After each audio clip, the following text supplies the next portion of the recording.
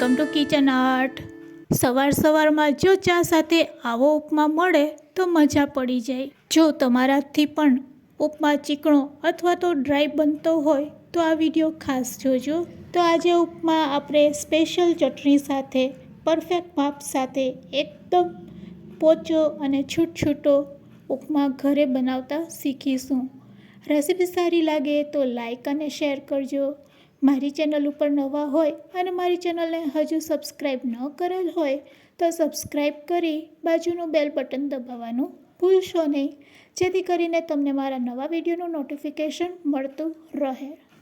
Perfect માપ સાથે ઉપમા બનાવવા માટે 1 વાટકી અથવા તો 1 કપ સેટ કરી લેવાનો છે। તો અહીંયા મેં 1 કપ જેટલો રવો લીધેલો છે। અહીંયા ઝીણો રવો લેવાનો છે અને તેને પહેલાં આપણે રોસ્ટ કરી લેશું, એટલે કે શેકી લેશું। અહીંયા રવાનો કલર ચેન્જ નથી કરવાનો, બસ શેકાતા આ રીતે હલકો થઈ જશે એટલે આપણે ગેસની ફ્લેમ બંધ કરી દેવાની છે। તો અહીંયા આપણો રવો સરસ શેકાઈ ગયો છે। તમે શેકશો ત્યારે જ તમને ખ્યાલ આવી જશે કે રવો સરસ શેકાઈ ગયો છે, કારણ કે શેકાયા પછી તે હલકો થઈ જાય છે। હવે તેને આપણે એક પ્લેટમાં કાઢી લેશું અને તે જ કઢાઈમાં આપણે 2 ચમચી જેટલું તેલ લેવાનું છે। ઉપમા બનાવતા હોય ત્યારે જો તમે તેલનું પ્રમાણ થોડુંક વધારે રાખશો તો તે ડ્રાય નહીં બનશે અને ખાવામાં ચીકણો પણ નહીં લાગશે। તો સૌથી પહેલાં આપણે તેલ ગરમ થાય એટલે સિંગદાણા અને કાજુને તેલમાં તળી લેશું। તો આ રીતે 1 ચમચી આપણે કાજુ અને સિંગદાણાને તળી લેશું। તળાઈ જાય એટલે તેને તેલમાંથી કાઢી લેશું। હવે તે જ તેલમાં આપણે ઉપમા બનાવીશું। તો રાઈનું પ્રમાણ અહીંયા વધારે રાખવાનું છે। તો 1 મોટી ચમચી જેટલી રાઈ લેશું, સાથે 1 ચમચી ચણાની દાળ અને 1 ચમચી અડદની દાળ। રાઈ સરસ ફૂટી જાય અને બંને દાળ સરસ સતરાઈ જાય ત્યાં સુધી આપણે તેને તેલમાં સાતરીશું। અહીંયા આપણે ગેસની ફ્લેમ લો કરી દઈશું અને તેને સારી રીતે સાતરી લેશું। તો અહીંયા રાઈ સરસ ફૂટી ગઈ છે અને તમે જોઈ શકો છો દાળ પણ સરસ કકડી ગઈ છે। બસ હવે તેમાં આપણે હિંગ એડ કરશું, સમારેલા 1 મીડિયમ સાઇઝનું લીલું મરચું અને 7 થી 8 લીમડાના પાન।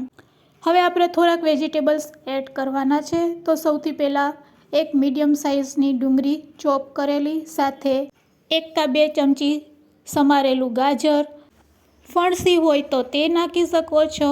હવે અહીંયા આપણે લીલા વટાણા અડધા કપ જેટલા એડ કરશું। બધી વસ્તુને તેલમાં સારી રીતે સાતરી લેશું અને ડુંગળી સોફ્ટ થાય ત્યાં સુધી આપણે તેને તેલમાં જ આપણે સાતરી લેશું। તો આ રીતે થોડીક વાર આપણે તેને હલાવી લેશું, પછી લીડથી તેને ઢાંકી દેશું। લીડથી ઢાંકીને તેને પકાવી લેશું। આ રીતે લીડથી ઢાંકીને તમે ડુંગળી અને વટાણાને પકાવશો તો તે એકદમ ઝડપથી સોફ્ટ થઈ જાય છે। તો અહીંયા આપણી ડુંગળી સોફ્ટ થઈ ગઈ છે। હવે આપણે જે શેકેલો રવો છે તે તેમાં એડ કરી દઈશું।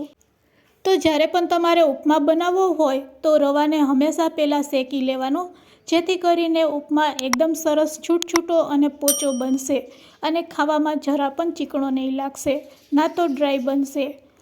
હવે ઉપમા બનાવવા માટે પાણી કેવું લેવાનું છે, અહીંયા આપણે ગરમ પાણી લેવાનું છે। પાણી સારું એવું ગરમ કરી લેવાનું છે બીજા ગેસ ઉપર, અને પછી તેમાંથી આપણે જે વાટકીના માપથી રવો લીધો છે તે જ વાટકીના માપથી 3.25 કપ જેટલું આપણે પાણી એડ કરવાનું છે। પાણી એડ કર્યા પછી ગેસની ફ્લેમ લો જ રાખવાની છે અને લો ફ્લેમ ઉપર આપણે ઉપમાને પકાવીશું। જે આપણે ડ્રાય ફ્રૂટ તળીને રાખેલા હતા, કાજુ અને સિંગદાણા, તે પણ તેમાં એડ કરશું। ધીરે ધીરે આ રીતે તમે હલાવશો એટલે ઉપમા એકદમ ઘટ બની જશે। છેલ્લે આપણે તેમાં એડ કરશું કોથમરી અને સૌથી છેલ્લે તમારે ટમેટાં ઉમેરવાના છે। ટમેટાં એડ કરતાં જ ઉપમાનો કલર છે તે એકદમ સરસ દેખાશે અને આવો ઉપમા બને એટલે ખાવાનું જ મન થઈ જાય। તો તમે જોઈ શકો છો ઉપમા સરસ આપણો ઘટ થઈ ગયો છે। તો ગેસની ફ્લેમ આપણે બંધ કરી દઈશું। છેલ્લે અહીંયા આપણે લીંબુનો રસ એડ કરી દઈશું એટલે ઉપમા રેડી છે સર્વ કરવા માટે। તો અહીંયા આપણો ઉપમા તો રેડી છે। ઉપમા સાથે ખાવાની મજા પડી જાય તેવી આપણે ચટણી બનાવીશું। જો તમે ઉપમા સવાર માટે બનાવતા હોય તો ઉપમાને ચા સાથે પણ એન્જોય કરી શકો છો। જો સાંજ માટે તમારે ઉપમા બનાવવો હોય તો ઉપમા સાથે આ ચટણી જરૂરથી બનાવજો. ખાવામાં ખૂબ જ ટેસ્ટી લાગે છે. તો અહીંયા આપણે 2 ચમચી દાળિયા, 1 ચમચી સિંગદાણા, સમારેલું લીલું મરચું 1 નંગ, 2 ચમચી દહીં અને થોડીક કોથમરી એડ કર્યા પછી સ્વાદ મુજબ મીઠું નાખી તેને સારી રીતે ગ્રાઇન્ડ કરી લેશું અને સરસ એક ચટણી તૈયાર કરશું. તો અહીંયા આપણી ચટણી રેડી છે. કલરમાં તમે જોઈ શકો છો, એકદમ એટ્રેક્ટિવ કલર લાગે છે.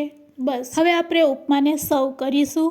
તેના માટે એક વાટકાને આપણે તેલથી ગ્રીસ કરી લેશું. તૈયાર કરેલો ઉપમા આપણે વાટકામાં ભરી લેશું અને આ રીતે આપણે ઉપમાને સર્વ કરીશું. એકદમ એટ્રેક્ટિવ લાગશે જ્યારે તમે આ રીતે ઉપમાને સર્વ કરીને આપશો. તો વાટકામાં ઉપમાને સારી રીતે આપણે પ્રેસ કરીને જે પ્લેટમાં આપણે સર્વ કરવો હોય તેમાં આપણે ડીમોલ્ડ કરી લેશું. તો બસ આ રીતે એકદમ સહેલાઈથી ઉપમાને તમે વાટકામાંથી કાઢી શકો છો. તમે જોઈ શકો છો ઇઝીલી ડીમોલ્ડ થઈ જાય છે અને પછી બસ કંઈ નથી કરવાનું. જે આપણે ચટણી તૈયાર કરેલી છે તે તેની સાથે સર્વ કરીશું. કાજુ અને સિંગદાણાથી ગાર્નિશ કરીશું અને પછી ચટણીથી તેને સર્વ કરીશું. તો હવે સાઈડમાં આપણે ચટણી આ રીતે પોર કરી દઈશું. તો ગરમા ગરમ ઉપમા રેડી છે સર્વ કરવા માટે. એકદમ પોચો અને છૂટછૂટો બનશે જ્યારે તમે આ રીતે ઉપમા બનાવશો. તો ફ્રેન્ડ્સ, આજની રેસીપી કેવી લાગી તે મને કમેન્ટ્સમાં જરૂરથી કહેજો. વિડીયોને એન્ડ સુધી જોયો હોય તો એક લાઇક જરૂરથી આપજો. મારી ચેનલને સબસ્ક્રાઈબ ન કરેલ હોય તો સબસ્ક્રાઈબ જરૂરથી કરી લેજો. અને હા, તમારા ફ્રેન્ડ્સ, મિત્ર અને ગ્રુપમાં શેર કરવાનું ભૂલશો નહીં. Thanks for watching. ફરી મળીશું એક નવી રેસીપી સાથે.